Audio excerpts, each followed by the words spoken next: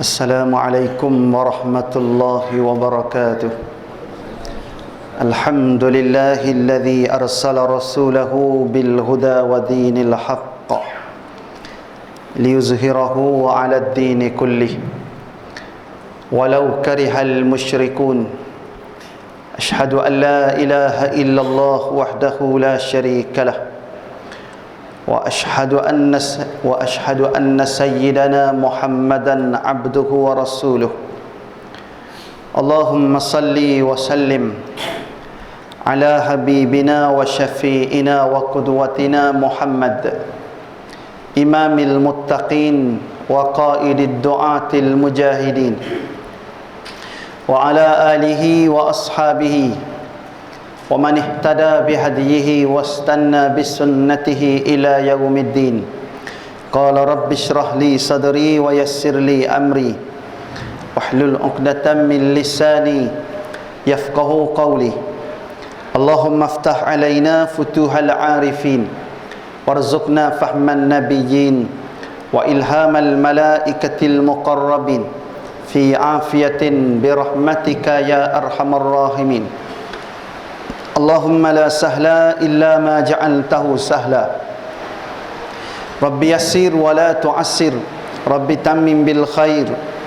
Wa la hawla wa la quwwata illa billahil aliyyil azim. Summa amma ba'du. Alhamdulillah, marilah sama-sama kita bersyukur kepada Allah Subhanahu wa taala kerana dengan taufik serta hidayah Allah Subhanahu wa taala kita masih lagi diberi peluang oleh Allah Subhanahu wa taala sehingga pada malam yang berbahagia ini dapat lagi kita bersama-sama dalam meneruskan ibadah kita kepada Allah Subhanahu wa taala dengan sama-sama kita menunaikan solat fardu maghrib yang telah disempurnakan dengan cara berjamaah. Dan pada masa yang sama kita berpeluang lagi meneruskan kuliah maghrib kita pada malam ini. Tuan-tuan muslimin muslimat yang dirahmati Allah Subhanahu wa taala sekalian, insya-Allah malam ini kita mulakan perbahasan kitab 40 hadis tentang peristiwa akhir zaman. Sebelum ni kita cerita 40 hadis penawar hati. Jadi insya-Allah malam ini kita akan pergi kepada hadis yang pertama berkaitan dengan hadis-hadis berkaitan dengan peristiwa akhir zaman ini.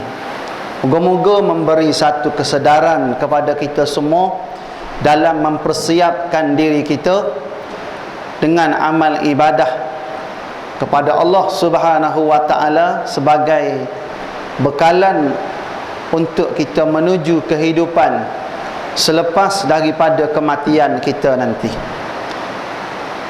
Jadi insya-Allah malam ni kita terus di hadis yang pertama, iaitu tajuknya yang berbunyi takwa dan perpaduan asas keselamatan di akhir zaman. Takwa dan perpaduan asas keselamatan di akhir zaman. Di sebelum daripada kita baca hadis-hadis yang dimuatkan di dalam kitab ini, jadi marilah sama-sama kita memulakan perbahasan kitab ini dengan membaca ummul kitab, dan kita hadiahkan kepada penyusun hadis dalam kitab ini, iaitu Abu Ali Al-Banjari An-Nadwi. Semua saya tak pasti masih hidup ataupun dah pergi, wallahu a'lam. Cuma atas dasar kita ni nak mulakan pengajian, nak mula perkara-perkara yang baik, marilah sama-sama kita beradab dengan tuan empunya kitab ini, dan kita hadiahkan bacaan Al-Fatihah kepada beliau. Moga-moga diberkati oleh Allah Subhanahu wa taala, dengan sebab saya tak pasti beliau masih hidup ataupun dah pergi. Kalau masih ada, moga-moga sentiasa dalam pemeliharaan Allah Subhanahu wa taala. Dan kalau sudah pergi, Moga-moga ditempatkan bersama-sama ruh para salihin. Dan hasil daripada ini juga kita mengharapkan Allah Subhanahu Wa Taala bagi kekuatan kepada kita, sehingga kita dapat memahami dan beramal daripada hasil tulisan hadis-hadis yang telah dituliskan di dalam kitab ini, insya-Allah. Al-Fatihah. A'udzubillahi minasyaitonirrajim. Bismillahirrahmanirrahim. Alhamdulillahi rabbil alamin. Ar-Rahmanirrahim. Maliki yaumiddin. Iyyaka na'budu wa iyyaka nasta'in. Ihdinas siratal mustaqim. Siratal ladzina an'amta 'alaihim ghairil maghdubi 'alaihim waladdallin. Amin. Qala al-musannifu hafizahullahu ta'ala wa nafa'ana bi ulumihi fi daraini amin. Hadis yang pertama di dalam kitab hadis 40 peristiwa akhir zaman, iaitu takwa dan perpaduan asas keselamatan di akhir zaman. Takwa dan perpaduan itu merupakan asas keselamatan di akhir zaman ini. Mana akhir zaman ni? Sekarang ni kita berada di akhir zaman. Kita berada di akhir zaman.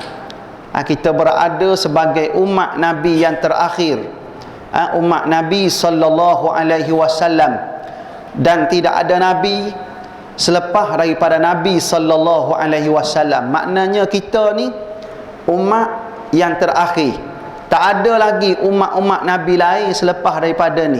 Kitalah umat Nabi yang terakhir. Lepas pada ni tak ada muncul lagi Nabi. Penutupnya akan berkesudahan dengan kiamat. Tak ada lagi Nabi-Nabi. Jadi kita berada di dunia akhir zaman pada hari ini. Jadi asas untuk nak selamatkan diri kita, asas untuk nak jamin diri kita semua selamat di dunia tanpa sempadan, dunia yang penuh pancaraba ini, antara asas yang paling teguh iaitu takwa dan perpaduan kita merupakan salah satu asas yang paling teguh kita berada di akhir zaman ini. Berpandukan kepada hadis Nabi sallallahu alaihi wasallam yang berbunyi, an Abi Najihin Al-Irbad bin Sariyah radhiyallahu ta'ala anhu qala wa'azana Rasulullah sallallahu alaihi wasallam mau'izatan wajilat minhal qulubu wa dharifat minhal uyun. Faqulna ya Rasulullah ka'annaha mau'izatu muwaddi'in fa'awsina. Qala usikum bitaqwallahi azza wa jalla was-sam'i wat-ta'ah wa in ta'ammara 'alaikum 'abdun fa innahu man ya'ish minkum fasayara ikhtilafan katsira fa'alaikum bisunnati wa sunnatil khulafa'ir rasyidin al-mahdiyyin addu 'alaiha bin nawajizi wa iyyakum wa muhdatsatil umuri fa inna kulla bid'atin dalalah. Rawahu Abu Dawud wa Tirmizi wa qala hadithun hasanun sahihun.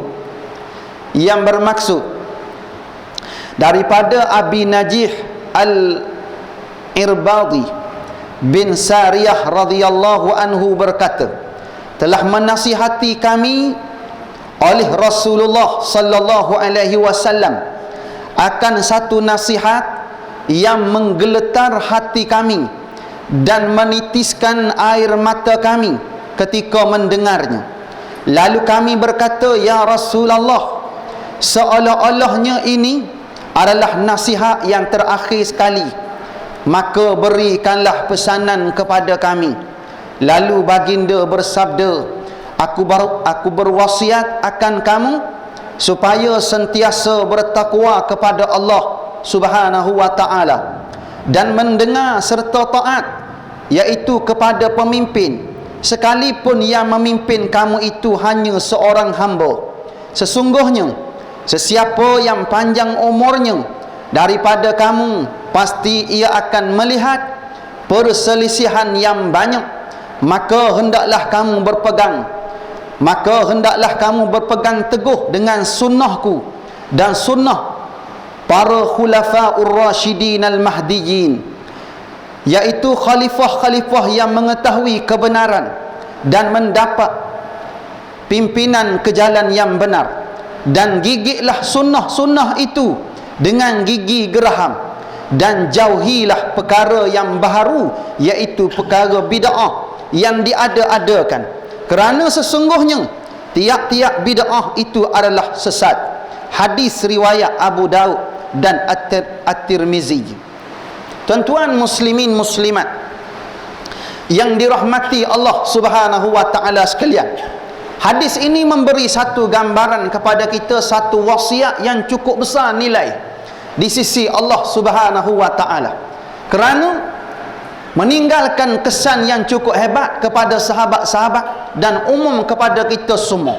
Sehingga bila mana Nabi berwasiatkan dengan wasiat ini, ramai di kalangan sahabat-sahabat menangis, ramai di kalangan sahabat-sahabat menitiskan air mata. Kerana apa? Kerana memahami betapa hadis ini ialah hadis memberi satu gambaran Nabi akan wafat selepas daripada itu. Tu sahabat-sahabat bila mana datang hadis-hadis seumpama ini, mereka betul-betul menghayati. Jadi kita berada di akhir zaman sekarang ini, dunia tanpa sempadan, pancaroba yang tidak kira waktu siang dan malam, pagi, petang, siang, malam, sentiasa berlegar di sekitar kita dalam bentuk apa saja. Jadi tidak ada landasan yang paling sesuai untuk kita berpaut,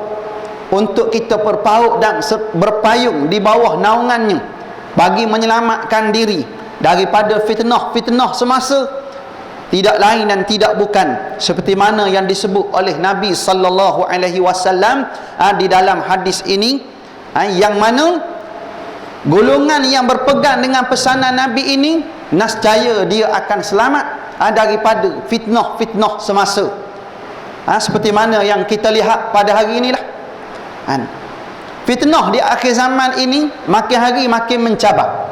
Zaman Nabi dulu, Nabi bagi tahu dah dari segi sudut perpecahannya. Nabi cerita perkara ni 1400 tahun yang lalu. Nabi kata umatku di akhir zaman nanti akan berpecah dengan perpecahan yang begitu besar, berkhilaf dengan khilaf yang begitu banyak. Lalu Nabi kata perpecahan tersebut sampai kepada 73 puak. Maka dari segi sudut akidahnya, kata Nabi, semua sekali dihumbankan ke neraka kecuali satu, iaitu yang masih istiqamah dengan akidah ahli sunnah wal jamaah, yang masih istiqamah dengan Al-Quran dan hadis Nabi sallallahu alaihi wasallam. Mari cabaran mana sekalipun, maka dia tetap istiqamah dengan akidah ahli sunnah wal jamaah. Sebab tu kalau kita tengok apa hak Nabi sebut ini, Nabi suruh pegang, Nabi suruh gigit akidah Islamiyah ini. Pegangan Quran dan hadis ini ibarat nisbah pada gigi. Nabi suruh gigit dengan gigi apa tadi? Nabi suruh gigit dengan gigi geraham. Kalau gigit dengan gigi depan ini kemungkinan tak apa nak kuat. Tapi kalau gigit dengan gigi geraham ni menggambarkan kuat. Tunjang dia tu kuat. Berapa tunjang gigi geraham? Ada hak dua kan? Ada yang 4 pun ada kan? Maknanya nak gambarkan kuat. Akidah ni bukan benda main-main. Kena gigit sungguh tak boleh lepas lagi. Ibarat kata macam tu, biar kita gigit akidah Islamiyah ini, Quran hadis ini, dalam keadaan tak pernah kita lepas, dan biar kita mati dengan gigitan tersebut. Biar kita binasa dalam keadaan kita menggigit akidah Islamiyah itu. Mari cabaran mana sekalipun. Tapi zaman kita pada hari ini makin hari makin mencabar. Lambat diuji, termakan uji. Bukan kata uji yang besar mana pun, diuji dengan 100-200 je. diuji dengan 1000 je terbabah habis. Bukan kata diuji dengan ratusan ribu, diuji dengan RM1000. Gula-gula berim je, bukan kata benda lain. Minta maaf tuan-tuan. Sebab tu kita kena ingat, berim ni tuan-tuan, siapa layak dipersilakan boleh ambil, tak ada masalah. Kalau tuan-tuan ambil tak nak guna lah, bagi kat Ustaz Nazri, okey bagus, tak ada masalah, saya boleh terima. Boleh apa ni, isi minyak kereta. Cuma minyak kereta saya ni ada orang isi dah. Setiap bulan ada orang isi minyak kereta. Setiap perjalanan saya ni semuanya free tuan-tuan. Macam menteri lah pula kita ni. Pasal apa? Cuma bukan menteri lah. Ada orang taja, dia kata, Ustaz saya nak kuliah tak pandai, nak jadi imam, baca Quran tak apa nak betul. Lalas sekali dia kata, Ustaz pergi kuliah, saya taja minyak kereta Ustaz 400 sebulan. Kata tak, lebih ni. Dia kata lebih, pandai-pandai Ustaz lah. Nak pergi hadarah maut ke, nak pergi rausyah ke, janji 400 ni untuk guna guna dalam gerak kerja dakwah. Takkan dalam kerja dakwah tak ada makan kena ada kan. Macam tu dia taja siap-siap dah. Bagus hamba Allah ni. Kadang-kadang dalam masyarakat kita hari ni, kita tak boleh nilai yang mana hak, yang mana batil. Sedangkan lepas solat berdoa dah. Lepas solat doa, Allahumma arinal haqqa haqqan warzuqna ittiba'ah wa arinal batila batilan warzuqna ijtinabah. Kita berdoa siang malam, berdoa paling kurang 5 waktu sehari semalam berdoa, minta Allah Ta'ala tunjukkan yang benar itu benar, yang hak itu hak, yang batil itu batil. Jangan keliru. Tapi keliru juga, hak solat keliru, hak tak solat jangan cerita. Kalau hak solat jadi keliru, hak berdoa pun keliru. Kalau hak tak solat, jangan cerita panjang lebar. Sebab tu kita hari ni nak perjelaskan supaya kita ni, bila mana kita dah rokok dan sujud pada Allah, bila mana kita dah merayu berdoa kepada Allah Subhanahu wa Ta'ala, minta ikhlaskan hati kita. Bila mana kita buat segala ketaatan pada Allah, antara benda yang perlu kita minta dengan penuh keikhlasan, minta Allah Ta'ala tunjuk yang benar itu benar, yang hak itu hak, dan bagilah kekuatan pada kami ya Allah untuk beri sokongan beramal dengan yang hak itu. Nak bagi jelas macam tu. Lepas tu yang kedua kita kena minta dengan Allah Ta'ala, ya Allah tunjukkanlah pada kami yang batil, yang sesat. Yang batil, yang sesat itu ialah sebagai batil, sebagai sesat sungguh. Jangan nampak yang batil itu betul, jangan nampak yang sesat tu betul. Jangan terbalik. Sebab tu hari ni dengan sebab gula-gula dunia bagi, jadi tak nampak kesesatan, tak nampak kebatilan. Hak ni masalah zaman kita hari ni. Dengan sebab habuan dunia hak kita dapat, kita tak nampak kebatilan. Kita tak nampak dasar yang sesat bercanggah dengan syariat itu, kita tak nampak. Pasal apa? Pasal dapat 3 peringkat, 300 lebih kan, lebih kurang. Dapat berim, buta jadi mata. Buta tak boleh nak menilai hak itu hak, yang batil itu batil. Ini pelik dalam masyarakat kita pada hari ini. Sepatutnya kena nilai bagi betul. Kena nilai bagi betul. Jangan kita ni mudah digula-gulakan oleh mana-mana anasir-anasir semasa di zaman kita pada hari ini. Kenapa? Kerana kita nak balik temu Allah, nak mati selepas badan ni tuan-tuan. Saya pun mati, tuan-tuan pun mati. Sebab tu alangkah baiknya kalau kita ni jenis keturunan mati berlaku, kita pastikan mati kita ni kita tutup dengan doa hak kita baca tu, husnul khatimah tu. Biar penutup tu bagi Allah Ta'ala bagi betul-betul pada kita husnul khatimah. Jangan dalam keadaan fikrah kita fikrah jahiliyah. Perjuangan kita, fikrah kita masih lagi memperjuangkan perjuangan jahiliyah, memperjuangkan bangsa dan kebangsaan. Sedangkan Nabi kata macam mana? Nabi kata, man da'a ila asabiyah falaysa minna. Siapa yang perjuangkan kebangsaan, siapa yang perjuangkan atas nama kaum dia semata-mata, bukan perjuangkan agama Allah, maka Nabi kata ia bukan daripada kalangan kami. Kalau Nabi kata kita bukan daripada kalangan umat Nabi, kita nak cakap benda depan Allah Ta'ala besok, kita nak buat benda. Apa erti hidup kita di akhir zaman kalau Nabi tak mengaku kita sebagai umat? Kita duk selawat pada Nabi, mambuk sambut Maulidur Rasul, dengar spanduknya panjang lebar dekat Putrajaya, sambutan Maulidur Rasul. Tiba-tiba dengan sebab perjuangan itu bercanggah dengan apa yang Nabi bagi tahu pada kita, tiba-tiba Nabi tak mengaku kita sebagai umat. Agak-agak macam mana kita nak hadapi hidup selepas pada mati kita ni? Agak-agak kita ni boleh tak handle diri kita di padang mahsyar besok, harapkan perjuangan kebangsaan tu. Sebab tu tuan-tuan, kena berhati-hati. Berhati-hati. Tajuk ni bagus malam ni tuan-tuan. Kena dengan keadaan semasa, kena dengan suasana, keadaan senario negara kita pada hari ni diambang pilihan raya. Betul tak? Tak lama ni kita nak tukar pemimpin. Pemimpin negeri pun nak kena tukar, pemimpin negara pun nak kena tukar. Segala bentuk salah laku kita hentikan dengan apa yang akan kita laksanakan sedikit masa lagi. Bila? Dalam PRU ke-14 ni suasana ni tuan-tuan tepat dengan hadis hak kita duk cerita ni. Kalau tak pegang pada hadis, tak pegang pada Quran, tuan-tuan nak pegang pada siapa? Ada lagi pegangan hak paling kuat, hak paling teguh sebagai dasar dan ikutan. Ada tak? Setakat ni saya duk mengaji lah, duk tanya, duduk bergaul dengan para alim ulama. Inilah dasar hak paling teguh sekali. Inilah pegangan yang akan menyelamatkan kita dunia dan akhirat. Sebab tu jangan keliru. Jangan keliru. Nabi kata macam mana? Nabi kata dalam hadis tadi, dia kata aku wasiatkan akan kamu supaya sentiasa bertakwa kepada Allah dan mendengar serta taat. Dengar dan taat kepada siapa? Kepada pemimpin. Dengar dan taat pada pemimpin. Hak ni kadang-kadang banyak di kalangan masyarakat kita silap faham. Silap faham. Pasal apa tak faham? Pasal tak mengaji.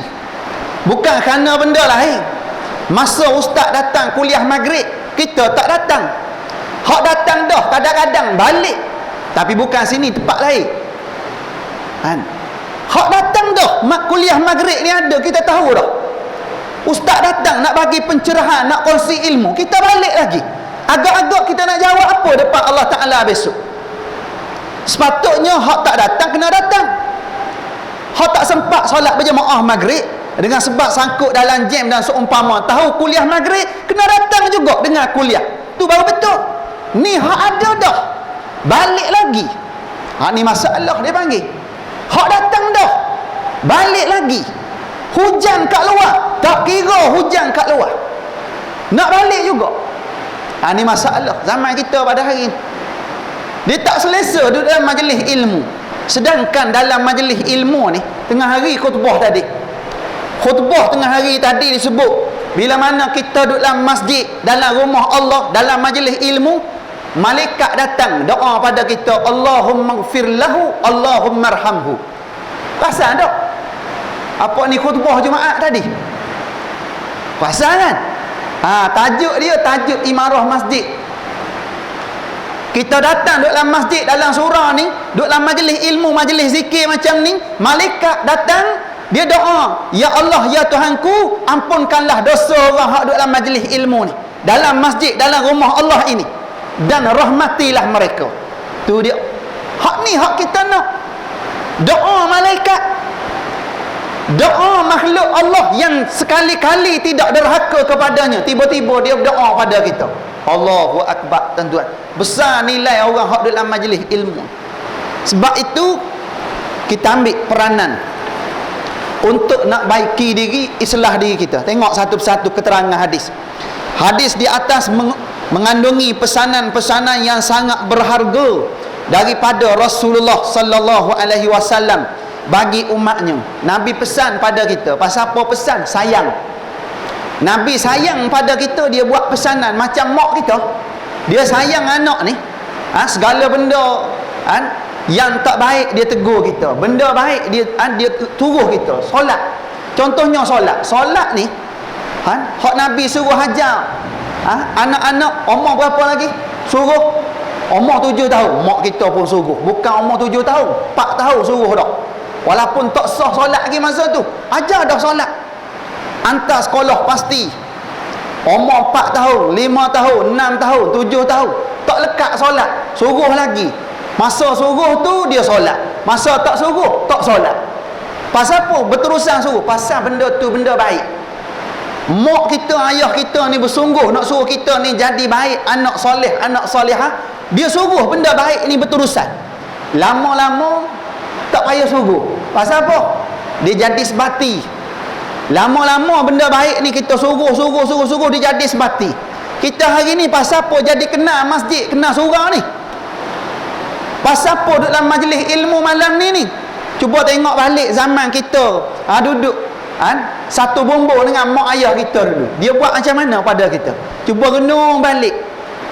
Dia suruh tak kita solat? Dia ajak tak kita sekali-sekala ke majlis ilmu? Maka walaupun masa tu kita rasa tekanan, dia berterusan terus suruh kita, ajak kita, bagi tekanan pada kita dengan benda-benda macam ni. Walaupun kita kata Allah menyampah betul ya, hari ni kita orang yang paling berterima kasih kepada mak ayah kita, betul tak? Kita orang yang paling berterima kasih kepada mak ayah kita, kerana dengan sebab pengorbanan mereka hari ni kita jadi tetamu Allah di masjid, di surau. Hari ni kita kenal rumah Allah. Hari ni kita kenal alim ulama, duduk dalam majlis ilmu, kuliah maghrib, kuliah subuh dan seumpama. Kalau bukan kerana tu, besar kemungkinan kita duduk kat mana ni? Belum tentu kita duduk di dalam surau ni. Belum tentu kita duduk di masjid. Belum tentu kita duduk dalam majlis ilmu. Besar kemungkinan kita duduk di tempat-tempat yang melarakan dalam kehidupan kita pada hari ini. Sebab tu kena terima kasih. Nabi sayang pada kita, dia bagi ingatan pada kita. Dia bagi ingatan kepada umat dia. Dia bagi teguran kepada umat dia, terutama bila mereka berhadapan dengan zaman yang penuh kacau bilau. Mana zaman penuh kacau bilau? Sekarang ni dunia hujung jari. Dunia di hujung jari. Dalam poket kita ni benda baik ada, benda jahat ada. Telefon canggih kita ni, telefon pintar kita ni, macam-macam boleh ada. Nak tengok kitab tafsir ada dalam tu? Ada. Nak tengok kitab hadis ada tak? Bukhari, Muslim ada tak? Ada dalam tu. Nak tengok gambar-gambar yang merosakkan ada dalam tu? Ada juga dalam tu. Segala bentuk maksiat ada dalam tu. Segala bentuk perkara kebajikan, perkara-perkara kebaikan pun ada juga di dalam itu. Maka inilah yang kadang-kadang hari ini dengan sebab dunia tanpa sempadan, susah kita nak handle pada hari ini. Kalau tanpa bimbingan agama, dengan sebab bukan kata benda lain, dengan sebab telefon bimbit ini, dengan sebab telefon canggih ini, menjadikan seseorang itu kufur kepada Allah, menjadikan seseorang itu lupa dia ni hamba Allah Subhanahu wa ta'ala. Sebab itu fitnah zaman kita hari ini dalam bentuk gadget, dalam bentuk kecanggihan semasa hak dalam poket kita masing-masing. Duduk dalam rumah kita seolah-olah dia ni penting sangat. TV ni macam penting sangat. Yalah penting lah, ada benda penting dalam tu. Tapi kalau silap pembawakan, rosak anak-anak kita, rosak ahli keluarga kita dengan sebab gadget pada hari ini. Ini masalah.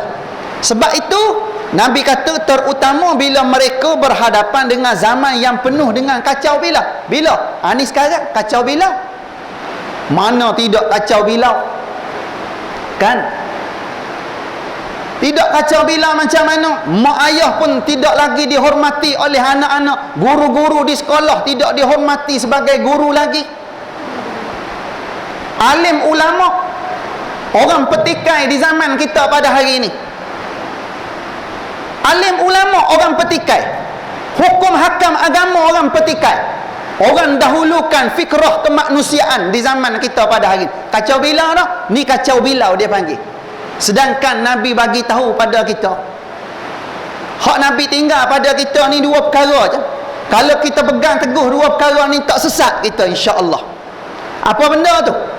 Quran dan hadis Nabi sallallahu alaihi wasallam. Tak sesat kita kalau pegang betul-betul. Tapi hari ini, zaman ini, bila mana ada alim ulama mengorak langkah maju ke hadapan, nak pastikan Quran dan hadis itu bukan sekadar bahan bacaan, bukan sekadar kita baca di masjid surau, bahkan kita nak laksanakan dalam urus takbir negeri dan negara kita, dalam semua urusan kehidupan, dalam urusan ibadah, dalam bab munakahat, dalam bab muamalah, dalam bab jenayah, dalam bab siasat, dalam bab apa saja melibatkan pentadbiran ekonomi dan seumpamanya, kita nak terjemahkan semua sekali.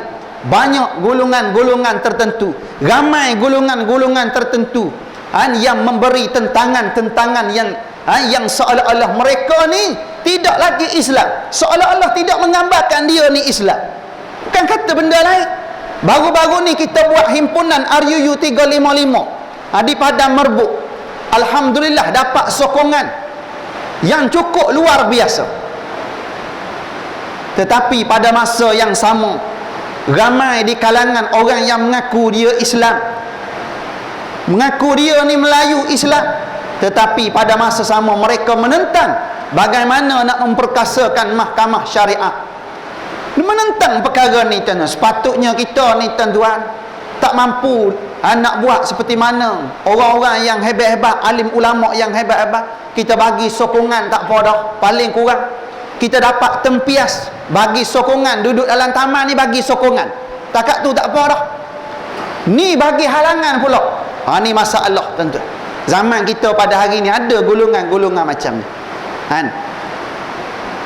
yang berpayung di bawah parti politik dan seumpamanya. Ni masalah. Sebab tu tuan-tuan, dalam kita berpolitik ke, dalam kita duduk dalam NGO mana-mana ke, dalam kita duduk dalam persatuan ke, pastikan gerak kerja kita tadi tidak bercanggah dengan syariat. Dalam kita duduk berpayung di bawah NGO, pastikan NGO yang kita duduk itu ialah NGO yang asas pembawakannya itu ialah agama Allah Subhanahu wa taala. Sama juga dalam kita berpolitik, dengan sebab politik dalam Islam ni ada ruang dia dalam Islam politik ni. Jangan tuan-tuan silap faham. Orang kita bila mana sebut politik, dia kata tak boleh cakap di surau, tak boleh cakap di masjid. Nanti bawa pada perpecahan. Hak bawa pada perpecahan ni politik benda. Politik kepartian. Tuan-tuan kena ingat hak tu, poin penting ni. Yang bawa pada perpecahan politik kepartian. Yang kita nak cerita pada hari ini supaya masyarakat kita faham, supaya kalau kita nak berpolitik, politiklah dengan politik Islam. Pasal apa guna Islam? Ialah kalau tak guna Islam, nak guna mana? Itu jawapan dia. Kalau tak nak guna politik Islam, nak guna politik apa lagi? Kalau kita solat ikut cara Islam, puasa ikut cara agama, pergi haji pun ikut cara agama, semua ikut saluran yang betul, tiba-tiba dalam bab politik tak nak ikut agama, kan pelik kan? Jadi pelik tu. Sebab tu jangan kita jadi silap faham dalam kita ni berpolitik. Dalam kita berpolitik, tuan-tuan kena tengok, bila mana politik Islam, bila mana ada kaitan dengan Islam, maka dasarnya pasti akan dirujuk kepada Al-Quran dan hadis Nabi sallallahu alaihi wasallam. Jelas macam tu tuan-tuan. Marilah warna-warni politik macam mana sekalipun, marilah timbul warna-warni macam mana sekalipun, tuan-tuan tetap dengan istiqamah dengan warna yang di sebalik itu ialah Al-Quran dan hadis. Tuan-tuan istiqamah sampai bila-bila, biar kita mati dengan istiqamah dengan dasar Quran dan hadis itu. Walaupun tak menang parti politik hak kita sokong, tapi asalkan kita berada di landasan yang benar, dasar Al-Quran dan hadis itu. Jelas tak ni? Jelas kan? Yang kena jelas ni. Kalau tak jelas lagi, saya nak cerita macam mana lagi agak-agak. Ke ada cara lain lagi nak cerita, dasar lain lagi? Tak ada lah. Ni dasar dia tuan-tuan. Okey, seterusnya. Dan perselisihan, maknanya ada terutama bila mereka berhadapan dengan zaman yang penuh dengan kacau bilau dan perselisihan, iaitu seperti zaman yang sedang kita hadapi sekarang ini. Nabi bagi tahu zaman hak kacau bilau ni, pengarang kitab bagi tahu, dia kata zaman bila sekarang kacau bilau sungguh. Keliru kan, kejap sini tak lekat pendirian. Pendirian tu tak tetap, melompat sana melompat sini, tengok hak mana bagi kepentingan, siapa bagi lebih, dia duduk situ. Nak kata istiqamah tak boleh guna lafaz istiqamah. Istiqamah ni hanya boleh guna dalam bab benda-benda yang betul dengan syariat Allah Ta'ala. Kalimah istiqamah ni kalimah yang murni di sisi Allah Ta'ala. Tak boleh kita guna untuk buat benda-benda lain secara berterusan. Istiqamah hanya kita boleh guna untuk amal kebajikan, ketaatan kepada Allah Subhanahu wa Ta'ala semata-mata. Contohnya istiqamah solat berjemaah di surau, di masjid, boleh guna? Boleh. Istiqamah kuliah maghrib, boleh guna? Boleh guna. Istiqamah dengan dasar Quran dan hadis, boleh guna? Boleh guna. Tak boleh guna istiqamah pergi merompok, pergi menyamung, boleh guna? Tak boleh. Salah penggunaan tersebut, salah guna sebenarnya. Oleh itu, sesiapa yang mahu selamat, maka hendaklah ia mengikuti tunjuk ajar yang telah disabdakan oleh Rasulullah sallallahu alaihi wasallam ini. Siapa yang nak selamat? Siapa nak selamat kita ni? Confirm nak selamat. Tiap-tiap hari minggu doa selamat. Sabtu Ahad doa selamat. Kadang-kadang bertindak 2-3 doa selamat. Nak gambarkan kita ni nak minta selamat. Hak bagi selamat ni siapa? Kena ingat, hak kita minta doa selamat tadi, minta kan siapa? Bukan kerana kenduri makan kambing ke gula ayam ke apa benda. Selamat ni, hak bagi selamat pada kita siapa? Allah. Cuma kita nak tarik sahabat-sahabat kita datang rumah kita, adatnya kita buat makan minum kan. Tapi syarat tak? Tak syarat. Tak syarat buat makan minum sebenarnya. Kalau malah nak buat makan minum, kita bagi tahu pada pengurusi surau, ahli jawatan kuasa surau, malam ni kita buat doa selamat di masjid. Bersempena saya nak berangkat ke tanah suci, bersempena saya nak naik rumah baru dan seumpamanya. Boleh tak macam tu? Boleh. Tak syarat buat makan. Tapi orang Melayu kita ni kalau ada majlis mesti ada makan. Macam kita sini ada kuliah maghrib je makan. Makan je kuliah maghrib tu. Dia macam tu. Dia standard dia macam tu. Tapi bagus juga kan, nak tarik masyarakat kan? Bagus. Nanti tak ada pula, tak ada makan, tak seronok juga. Jadi macam tu pula. Tapi dia bukan syarat. Ingat, selamat ni datangnya daripada Allah. Sebab tu kita minta doa selamat ni, kita minta dalam bentuk doa selamat. Minta, ya Allah, bagilah keselamatan ahli keluarga, masyarakat, negeri dan negara kita. Kita minta. Kalau kita faham doa selamat ni datang daripada Allah, jangan buat benda-benda yang boleh menyebabkan Allah Ta'ala turun bala bencana. Dah minta doa selamat, tiba-tiba buat benda-benda yang menurunkan bala. Selamat tak? Tak selamat. Doa selamat tak? Tiba-tiba buat benda-benda yang bercanggah dengan syariat. Nak selamat ke nak bala macam tu? Tu dia panggil. Kita hanya perguna sahaja doa selamat tadi, tiba-tiba kita sedang minta bala bencana rupa-rupanya. Jadi macam tu.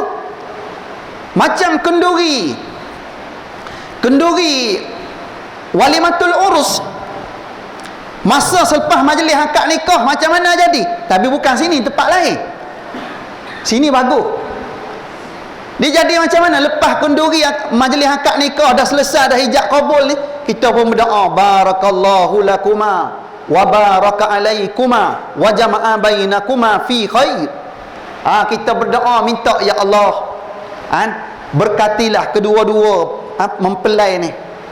Kita minta Allah Ta'ala berkati selamat rumah tangga ini, bukan sekadar sampai ke anak cucu, bahkan minta sampai mana? Sampai ke syurga minta.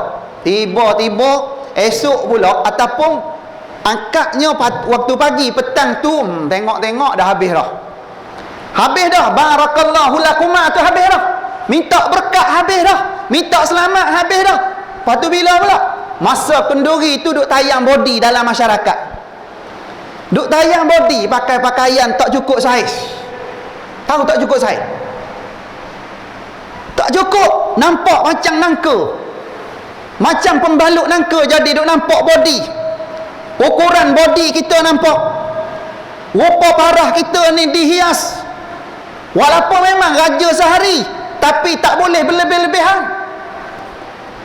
Duk make up lebih-lebih, duk tayang dalam masyarakat.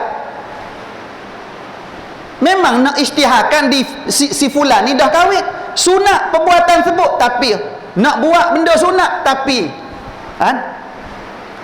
pada masa yang sama bergelombang dengan benda haram. Dia jadi macam tu semua zaman kita pada hari ini. Nak istihar, kita dah kahwin, tapi pada masa sama kita buat benda haram. Dengan persandingannya, dengan renjis-renjis tepung tawanya, semuanya bercanggah dengan syariat Allah Subhanahu wa ta'ala. Selamat ke agak? Selamat. Wallahu a'lam. Minta doa selamat, tiba-tiba kita ni tarik bala pula. Nak selamat kok mana tuan-tuan? Sebab tu kalau nak buat biasa-biasa. Macam mana? Kenduri biasa-biasa. Pengantin pakai biasa-biasa. Walaupun dia raja sehari hari tu, jangan sampai menjolok mata, jangan sampai dedah aurat. Biasa-biasa. Setakat tu sudah. Ni lebih-lebih. Hak ni masalah zaman kita padahal. Hak tu dalam bab kenduri kahwin baru tu. Tak masuk dalam bab lain lagi. Kalau kita cerita banyak sungguh. Percanggahan berlaku dalam masyarakat kita pada hari ini. Dalam keadaan kita ni minta selamat, tiba-tiba pada masa sama program-program menarik bala Allah Ta'ala masih lagi diteruskan macam biasa. Masjid buat macam biasa. Masjid ni sana sini buat, menelan belanja jutaan ringgit, surau lagi, masjid lagi. Pada masa sama agak masih lagi teruskan macam biasa. Kilang agak operasi macam biasa lagi. Kilang agak masih lagi operasi macam biasa. Judi masih lagi berleluasa. Tak boleh nak buat apa. Pasal apa? Ada kaitan dengan orang-orang yang ada kuasa lebih tinggi daripada kuasa yang ada. Tak boleh buat apa. Duk tengok macam tu lah kita. Adakah ini cara untuk kita nak tarik keselamatan? Salah tuan-tuan. Kalau kita nak selamat, maka Nabi bagi tahu pada kita ni. Nabi kata berapa sini nak selamat? Ada 4 perkara syarat nak dapat selamat di sisi Allah Ta'ala. Yang pertama, hendaklah ia melazimi takwa kepada Allah dalam keadaan apa jua, dengan mengerjakan segala perintah Allah dan menjauhi segala larangannya. Tengok, syarat nak dapat selamat, kita ni kena buat macam mana?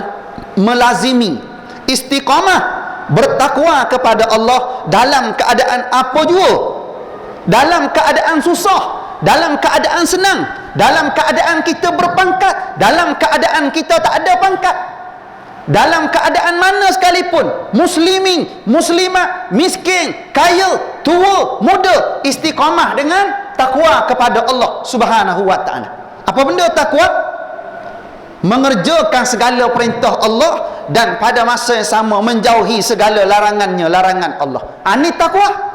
Maknanya kalau kita nak selamat, kita kena buat yang Allah Ta'ala suruh, kena tinggal yang Allah Ta'ala larang. Hak masalah zaman kita hari ni, hak suruh buat dah. Masalah hak larang pun buat juga. Ni nak selamat kok mana ni macam ni. Dia sekali jalan. Nak selamat kok mana ni? Suruh solat dah. Suruh tutup aurat, dia kata alah, tak maju macam ni, dia kata ni, tak ikut peredaran semasa lah, itulah, inilah, ketinggalan zaman lah. Dia jadi macam tu. Selamat dah macam, tak selamat juga dia panggil. Jadi tak selamat juga. Sebab tu kalau kita nak selamat, kita kena ambil asas takwa ini di mana saja kita berada. Masa kita ada pangkat, masa tak ada pangkat, masa susah, masa senang, takwa pada Allah, buat yang disuruh, tinggal yang dilarang.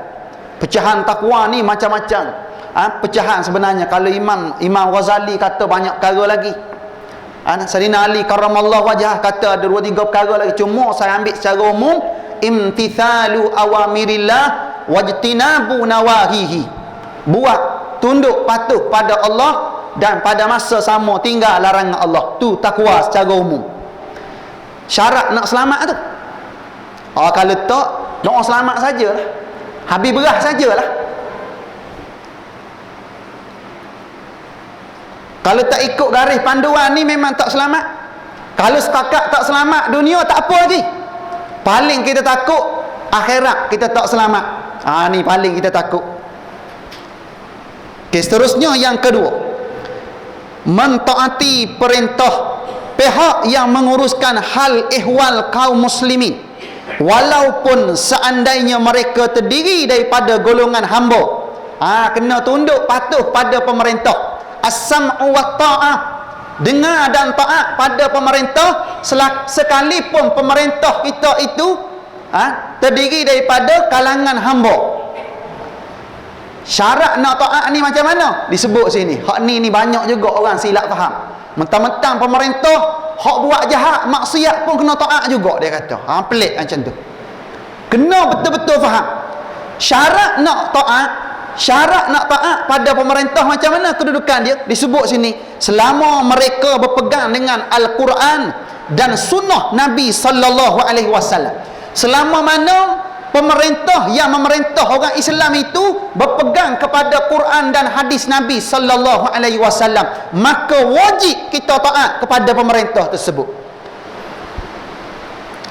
Selama mana berpegang dengan Al-Quran dan sunnah Nabi sallallahu alaihi wasallam dan sunnah-sunnah khulafaur rasyidin, kerana patuh kepada penguasa yang mempunyai sifat-sifat ini bererti patuh kepada Al-Quran dan hadis Nabi sallallahu alaihi wasallam. Syarat nak taat pada pemerintah yang berpegang dengan Quran dan hadis. Pemerintah yang tak nak Quran hadis, tolak Quran hadis, ataupun ambil separuh-separuh, tolak separuh, maka haram kita mentaati mereka. La sami'a wala ta'ata. Jangan kita dengar percakapan mereka dan jangan kita taat arahan mereka itu. Hak wajib taat siapa dia? Pemerintah yang berpegang dengan Quran dan hadis Nabi sallallahu alaihi wasallam. Itu baru betul. Sebab tu kita hari ni dalam kita berpayung di bawah pemerintahan yang ada pada hari ini, tuan-tuan kena tengok. Bila mana kita belajar, kita kena sedar pada hari ini dengan suasana yang berlaku, penindasan yang berlaku dari segi sudut ekonominya. Kita tengok hari ini kita mula berdepan dengan kehidupan sempit. Allah Ta'ala bagi ujian kepada kita hari ini dalam bentuk bala, mata wang kita merudum jatuh kepada RM4.50. Teruk. Pasal apa? Bila mana kita menguruh takbir bercanggah dengan syariat Allah Subhanahu wa Ta'ala, banyak salah berlaku, ketirisan berlaku, rasuah berlaku. Rasuah ni boleh katakan tiap-tiap hari kita tengok ada kes dalam TV tu. Tak selesai-selesai. Nak selesai macam mana tuan-tuan? Kalau ianya tidak berpandukan pada hukum hakam Allah, dia tidak akan selesai perkara ni. Bahkan makin hari makin meningkat dan kita berdepan dengan risiko kejatuhan nilai mata wang pada hari ini. Ekonomi kita mula merudum. Pelabur-pelabur asing mula hilang kepercayaan daripada melabur di negara kita. Pasal apa macam ni? Kesempitan ini kesan daripada kita melupakan Allah Ta'ala. Sebab tu kalau kita yakin kita ni hamba Allah, duduk menumpang di bumi Allah, kena terima hukum Allah dalam keadaan tidak berbelah bagi. Tak boleh berbelah bagi. Tak boleh ambil separuh-separuh. Wa tu'minuna bi ba'dil kitab, tak boleh. Beriman kepada setengah kitab, beriman setengah daripada Al-Quran itu.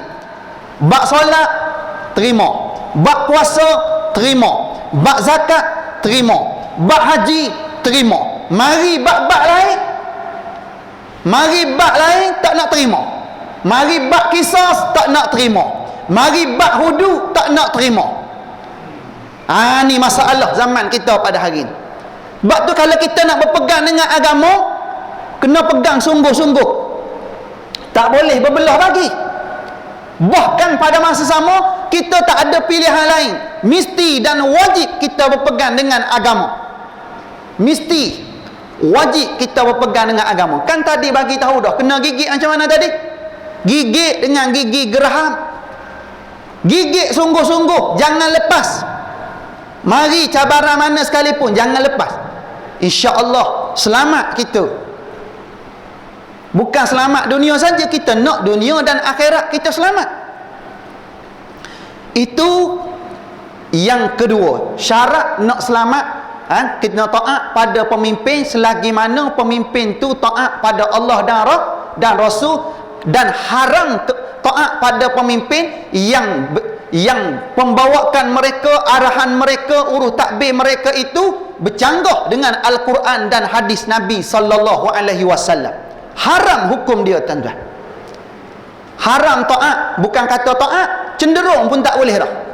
Dalam bab cenderung ni Allah Ta'ala bagi tahu pada kita, wala tarkanu ilal ladzina zalamu fatamassakumun nar. Dan jangan sekali-kali kamu cenderung kepada kezaliman. Siapa zalim? Zalim ni bila mana kita buat satu-satu perkara tak kena pada tempat yang sepatutnya, tak kena dengan arahan yang sepatutnya. Kita duduk menumpang bumi Allah, tiba-tiba tak nak pakai undang-undang Allah. Zalim dah? Zalim dia panggil. Bila mana zalim, kita cenderung kepada kezaliman itu. Kata Allah, fatamassakumun nar. Kamu akan dijilat oleh api neraka Allah Subhanahu wa ta'ala. Akhirnya kamu dihumban ke neraka Allah Subhanahu wa ta'ala. Ni amaran Allah Subhanahu wa ta'ala. Yang ketiga, syarat nak selamat, iaitu berpegang teguh kepada sunnah Nabi sallallahu alaihi wasallam dan sunnah para khulafaur rasyidin al-mahdiyyin, iaitu Abu Bakar, Umar, Uthman dan Ali radhiyallahu anhum ajma'in. Kita tengok, kena pegang dengan sunnah Nabi dan sunnah-sunnah khulafaur rasyidin. Lebih-lebih lagi siapa? Kita tengoklah sejarah Sayyidina Abu Bakar macam mana, Sayyidina Umar macam mana, Sayyidina Uthman, Sayyidina Ali macam mana. Kita jadikan panduan kehidupan kita. Ni syarat nak selamat dunia akhirat kita, yang mana mereka telah mendapat petunjuk daripada Allah Subhanahu wa ta'ala. Bahkan mereka ini, 4 orang sahabat ini, antara yang dijamin ke syurga Allah Subhanahu wa ta'ala. Antara daripada ramai-ramai hak dijamin syurga, 4 orang ini antara yang dijaminnya. Maka syarat nak selamat, selain daripada kita beramal dengan sunnah Nabi, maka kena ikut sunnah-sunnah khulafaur rasyidin ini, iaitulah berpegang kepada fahaman dan amalan ahli sunnah wal jamaah, yang mana hanya mereka sahaja yang mendapat jaminan selamat daripada api neraka dan bertuah mendapat syurga pada hari kiamat nanti. Ni kita kena ambil pegangan ini. Dari segi sudut akidah, kita kena ambil akidah ahli sunnah wal jamaah. Sebab tu kita kena perkukuhkan akidah ni. Dengan sebab tak berapa nak kukuh akidah ni lah yang senang dibeli dengan wang ringgit. Dengan sebab tak kukuh akidah ni lah, mari sikit gula-gula dunia sikit, memang kelabu, tak nampak Quran dan hadis. Ni masalah zaman kita hari. Tapi bila mana kekuatan akidah ni ada, marilah habuan macam mana sekalipun tak berganjak kita. Pasal apa? Pasal akidah tadi. Dalam Islam, kekuatan utama hak kita nak teguhkan di sini apa benda? Kekuatan akidah. Sebab tu awaluddin ma'rifatullah. Seawal mula kita dalam agama ni apa benda? Kenal Allah. Bila mana kita kenal Allah, insya-Allah kita tak akan lawan Allah Ta'ala. Kita tidak akan petikai hukum Allah Ta'ala. Kita tidak akan terpengaruh dengan musuh-musuh Islam. Musuh Islam dia kata, umat Islam ni bertegah nak laksanakan Islam juga. Kan pelik cakap macam tu. Kalau kita ni, kita Islam duk terpedaya dengan kata-kata macam tu, dengan kita-kita pening, musuh Islam kata macam mana? Dia kata jemaah Islam ni duduk bertegah nak laksanakan Islam. Baguslah tu, memang kita kena tegas. Nak laksanakan Islam ni kena tegas. Pendirian kita kena ada. Jangan kita ni terpedaya dengan musuh-musuh di luar sana. Tak kira lah atas nama apa. Orang nak cakap apa di luar sana, yang kita berpegang dengan akidah Islamiyah ini, mesti kita tetap pendirian kita. Tak boleh berubah. Biar kita mati dalam keadaan kita berakidah dengan akidah ahli sunnah wal jamaah ini. Dan yang terakhir sekali, yang keempat, syarat nak selamat dunia dan akhirat juga, iaitu menjauhi perkara bid'ah dalalah. Kena jauhkan perkara-perkara bid'ah dalalah. Bid'ah ni tuan-tuan, kalau dalam mazhab Syafi'i kita, sebab tu kalau kita nak cerita hadis ni, jangan tengok pada zahir hadis. Ada setengah-setengah ustaz dia kata semua bid'ah dalalah belaka. Betul, hadis ni cakap macam tu. Zahir daripada hadis ni dia kata semua benda baru sesat, dan setiap benda sesat ni mana dia? Neraka Allah Ta'ala. Ada setengah-setengah ustaz macam tu bercerita tuan-tuan. Kalau ada hak jenis macam tu tuan-tuan datang tempat tuan-tuan, kuliah akan datang tuan-tuan, jangan jemput. Rosak masyarakat kita tuan-tuan. Bergaduh, berpecah belah lah masyarakat kita tuan-tuan. Ni fahaman apa ni? Hak terjemah hadis dengan fahaman macam ni tuan-tuan. Cara terjemah macam ni dengan cara zahir hadis ni tuan-tuan, biasanya fahaman Wahabi. Ni fahaman Wahabi tuan-tuan. Yang mana fahaman ini tuan-tuan, boleh dikatakan majoriti semua jabatan agama di setiap negeri tuan-tuan tidak membenarkan mereka ini berkuliah di masjid surah, kecuali satu negeri je dalam negara kita. Negeri mana? Kecuali satu negeri saja, iaitu negeri Perlis. Hak ni je. Minta maaf sahabat-sahabat daripada Perlis bukan tuan-tuan, bagus, tak ada masalah, cuma ni fikrah lah, cara pembawaan. Boleh bawa pada perpecahan. Bahkan kalau di negeri Selangor ni, ustaz-ustaz yang bawa pahaman ini, kalau tuan-tuan buat report, kalau dah terlepas bagi tauliah ini pasti akan ditarik kembali. Kalau sebelum dapat tauliah, pihak jabatan agama bahagian tauliah ni tahu, dia tidak akan bagi tauliah kepada orang-orang macam ini. Kenapa? Kerana dia bawa perpecahan dalam masyarakat. Sebab tu kita kena faham kedudukan bid'ah yang disebut dalam hadis Nabi ni. Pegangan dalam mazhab Syafi'i macam mana? Bid'ah kita pecahkan kepada dua kategori. Bid'ah yang pertama iaitu bid'ah hasanah. Bid'ah hasanah dia panggil. Bid'ah baik. Bid'ah ni benda baru. Benda baru, benda yang direka-rekakan. Sebab tu yang pertama sekali, pecahan yang pertama dia panggil bid'ah hasanah, bid'ah baik. Dia benda baru tapi baik. Contoh benda, contoh wirid hak kita duk baca lepas solat tu kuat, selagi mana tidak mengganggu jemaah yang masbuk kat belakang sana, maka boleh baca tak? Amal-amal macam tu boleh. Ni masuk dalam bab bid'ah baik dia panggil. Mana lagi bid'ah baik? Tahlil hak tuan-tuan duk buat tu. Tahlil ni masuk dalam bid'ah baik juga. Kecuali majlis tahlil itu dibuat dalam keadaan ada sangkut paut dengan harta anak yatim. Maka ni bercanggah dengan aturan yang sebenar. Sebab tu kalau kita nak buat tahlil, jangan sampai kita terlibat dengan harta benda anak yatim. Jangan sampai terlibat dengan harta benda yang haram. Maka dia masuk dalam bid'ah baik. Mana lagi bid'ah baik? Solat hajat berjamaah. Ada dalil tak? Dalil cara khusus tak ada. Dalil umum ada tak? Ada. Sebab tu dia panggil bid'ah baik. Mana lagi? Banyaklah kan. Talqin. Kita baca talqin tu. Ni masuk dalam bid'ah baik dia panggil. Pasal apa? Pasal dengan cara tersebut kita boleh bagi kesedaran pada masyarakat kita. Sebab tu dia panggil bid'ah bid'ah hasanah. Boleh teruskan macam biasa.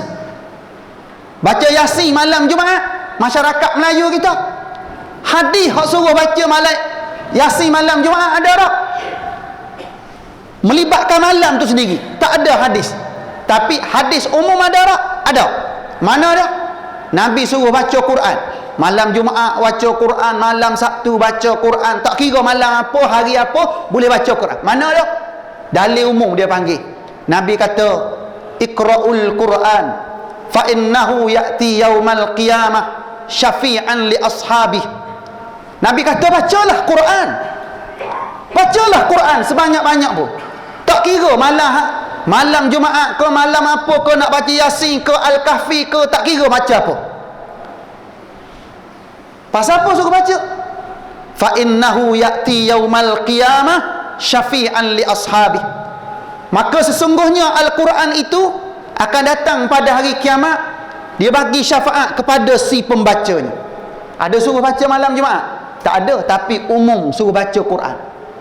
Hak betul suruh baca malam Jumaat ataupun hari Jumaat, surah apa? Surah Al-Kahfi.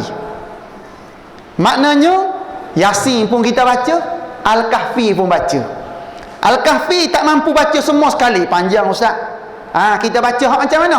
Kita ambil 10 pertama, 10 kedua. Tak boleh 10 kedua, 10 pertama pun tak apa dah. Tak boleh 10 pertama, 10 kedua. Kalau tak boleh juga tak payah baca. Dah tak boleh belakang 10 pun tak boleh. Kan? Baca hak mudah-mudah lah. Tak boleh baca surah Al-Kahfi kata susah ustaz, berbelit lidah. Baca benda. Baca surah Ikhlas pun tak apa. Janji baca Quran. Ada juga lidah kita dibasahkan dengan ayat suci Al-Quran. Ni masuk dalam bab bid'ah hasanah dia panggil. Kan? Manakala pecahan yang kedua dia panggil bid'ah dalalah, bid'ah sesat. Mana bid'ah sesat? Bid'ah ni tak ada sandaran dalam bentuk agama. Sandaran kebaikan, dalil khusus tak ada, dalil umum pun tak ada. Mana ada? Banyak. Bahkan bersandarkan kepada adat yang bercanggah dengan syariat.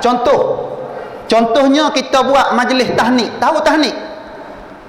Tahnik belah mulut baby, cukur rambut. Kalau saya di Kelantan dia panggil belah mulut. Belah mulut bukan guna pisau ni, belah mulut dengan guna kurma ataupun makanan-makanan sunnah.